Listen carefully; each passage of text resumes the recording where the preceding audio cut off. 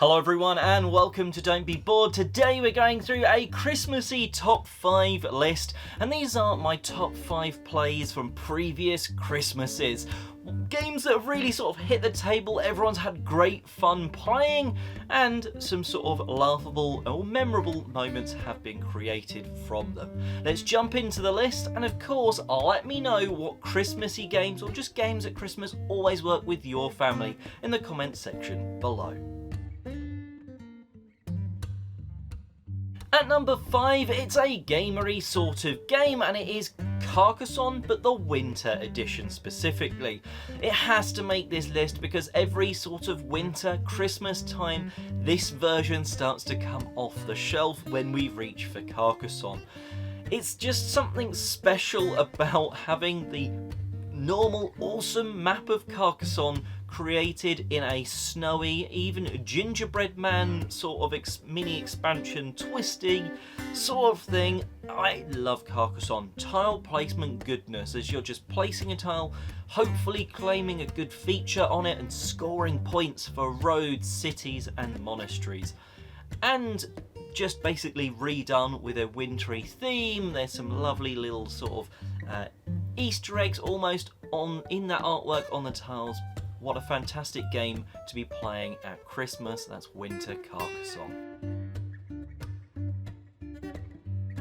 At number 4 is probably the best trivia game you can have when it comes to getting it out towards Christmas, and that is Wits and Wagers. And why do I say that? Well, a lot of trivia games, Trivial Pursuit or whatever your sort of fancy one is, they get outdated. Who's the Prime Minister? Who's the President? What happened here? And you're like, well, when was this game made? It's saying of the Prime Minister or the President, but that was, they were like 2 terms ago, whatever. Wits and Wagers is one of those ones where the trivia is timeless, so that's a real winner straight away, and also it doesn't entirely matter if you know the answer. Most trivia games, you don't know the answer, you are screwed. You're not going to be doing very well and the family are going to be laughing at you, but not with this. Yes, you're going to be putting an answer that you think is in the ballpark, close to what the answer could be. How quick does this bird fly? How many windows are there on the White House? And weird, wonderful questions like that. You are guesstimating your answers and you're trying to be close. But some of them you might think, oh well, they've been to the, they've been to America, they've seen the White House, they at least have a ballpark. You then actually, once you've done your answers and they're ordered and they all get sort of like a betting return, 3 to 1, 2 to 1, that sort of stuff, you then bet on who you think is actually the closest without going over. Hence, you get the wits and then you get the wagers. And you can legitimately win this game by not getting any answers right, but always betting on who you think will be right. Okay, yes, if one team's really good and always knows the answer, they do have an advantage still, but I do like that it's not done and dusted. There is that sort of extra part, the wager part, that makes it interesting. And really great at Christmas because you can be in teams answering trivia questions, and that just feels Christmassy. Another game that feels Christmassy is Ice Cool. Now, I combine Ice Cool 1 and 2. They're both up there on the shelf, despite being almost mirror images of each other. And you'd think, well, why would you need both?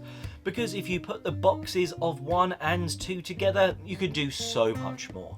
The base game of Ice Cool is you're flicking these penguins around, so everyone's got this fun dexterity-ness, and you're trying to get around and get through these doorways to get the fish that you're after. That's cool, and one player is trying to bump into you to stop you doing that as quick as possible. You get a second box and you can play that with slightly different rooms and artwork. You combine the two, you can do team modes, you can do races, you've got to get around this loop as quick as possible, you can just do some great different map layouts. And it's dexterity goodness, which means it really balances the playing field. You know, I play a lot of games. Someone that doesn't play any games can come in, flick this penguin, make it jump over a wall, and I'm just stood there going, damn, I've been trying for years to do that, and I've literally seen that happen, where someone brand new has just come in and absolutely destroyed the rest of us. And then the next game, they weren't any good. It was hilarious that they had like all that beginner's luck. And dexterity, fun when you're just flicking these penguins. It's got that ice sort of thing going, hence it comes out at Christmas. It definitely comes at other times of the years though, but it always sort of is one of those games that it leaves a sort of fun factor for everyone that's playing. That's ice cool 1 and 2, though if you can only get 1 or 2, you'll still have fun.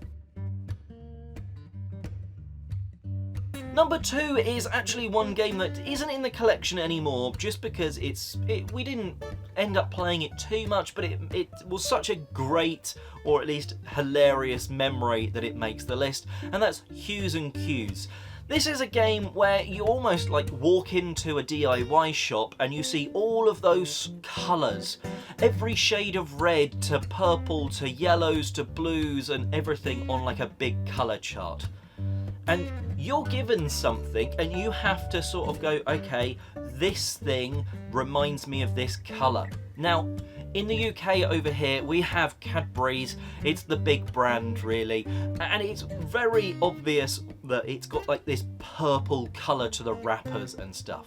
So you would think that Cadbury's would be in the purple area and everyone's trying to guess in that purple area, but maybe the clue was chocolate and actually the person's gone more towards the brown colours. And you get this sort of thing where you get this area where if you're in the area of colour, you get so many points. If you're just outside it, you get less points.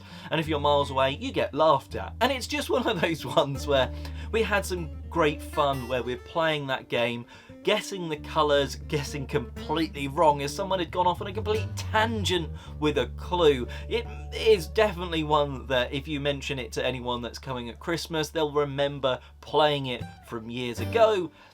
It's just not necessarily on the shelf anymore because it probably only came out at this time of year for me, and there's other games that I want to be getting to the table this year. But Hues and Cues certainly has sort of given a great Christmas memory from previous Christmases. And number 1, a game I'll use any excuse to get to the table when there's a big gathering of people, and that's kind of what Christmas, Boxing Day, New Year's, that sort of time is perfect for, and this is Pitch Car. Yeah, you'll hear me talk about this a lot on the channel, but at Christmas I always set up a track. Once you've had your meal, it's gone down a little bit, maybe everyone has had a little nap on the sofa, that sort of thing, and it's time to start flicking those cars around the track. It's like Christmases of old where you'd have a Skeletrix track, those electric cars going round track. That set up, well now you set this up on a table and you're flicking. It doesn't matter how sort of much you're squeezing this trigger on this electric car, because this is now all about how gently or how hard you are flicking these discs, and you're bumping into other cars, bumping off barriers to go round corners, and you're trying to do it really quick. It's one of those ones that's hilarious, everyone enjoys playing it. And Christmas, for me, is one of those times where you can get a big game to the table where everyone, regardless of age or who they are in the family, can just play and enjoy. So Pitch Car for me has to be number 1 play at Christmas. I've got so many expansions for this, including the loop, the jumps and all that sort of stuff, and it all goes in the car for that Christmas play. Now there are some games that I'm hoping to play this Christmas that maybe will then create memories and would be worthy on this list. I've got Thunder Road Vendetta, it's just my own copy has now arrived, so I'm hoping to be able to play that at the Christmas. Dice rolling to move, but chaos from beginning to end, that's a lot of fun. I could see that going down quite well.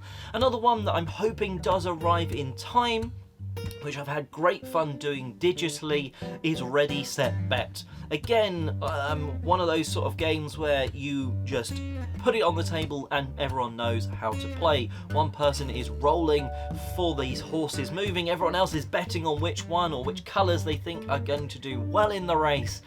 and I've always had a lot of fun running it. I've got my own copy from the Kickstarter arriving. I'm really hoping before Christmas to get that one to the table. But as I said at the start, let me know in the comments section below, at Christmas, what game has given you some great memories, and what are you going to be trying to play this year? Another one I've just thought of, Love Letter Christmas Edition. It's got to be played loads of times in December. Now it's in the collection. But anyway, until next time, have a fantastic day gaming and a fantastic Christmas season as well.